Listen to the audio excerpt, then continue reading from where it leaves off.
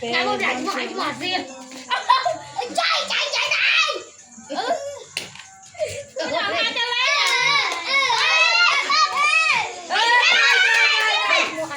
Mình nhắc bao nhiêu mai chơi mày.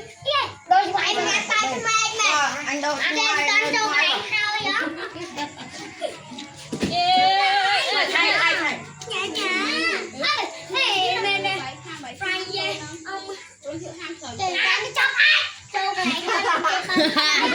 Mua ai cái đua mẹ chọc anh đặt mẹ đặt đá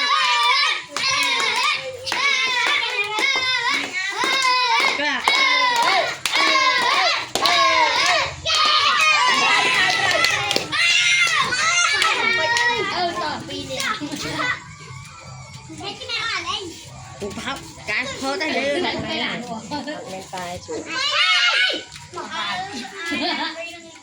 tha thôi đấy vậy thôi đấy con chơi thôi là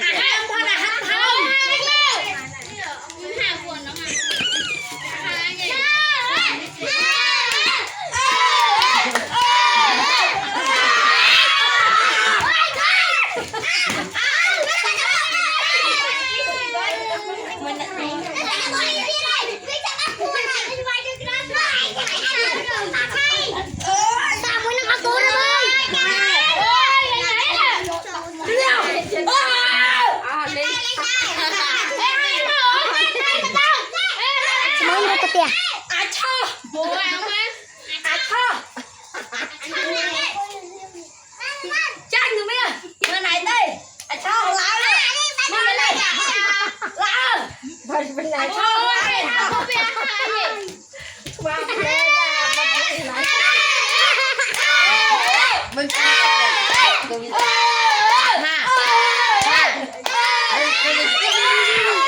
cứ biết sao cái này không mấy cái này lên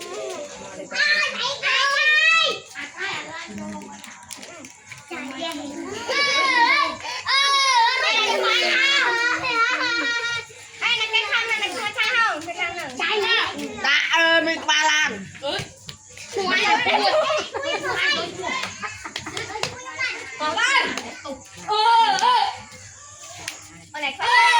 trời bắt con lên bắt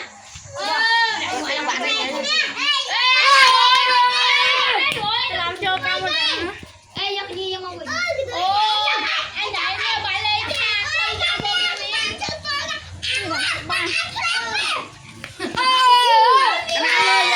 lùi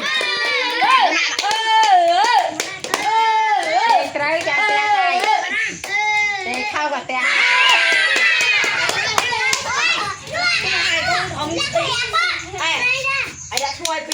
chưa tam kê thay đam mi bạn con chưa tam kê con chưa kê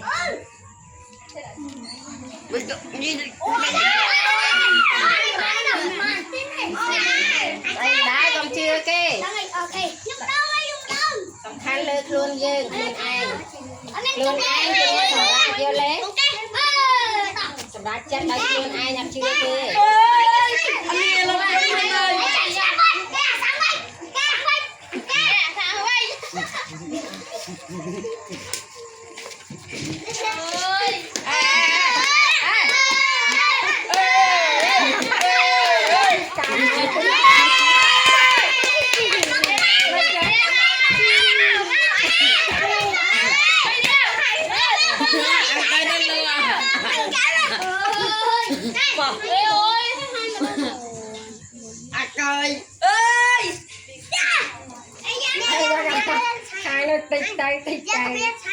hàng nước tịch lên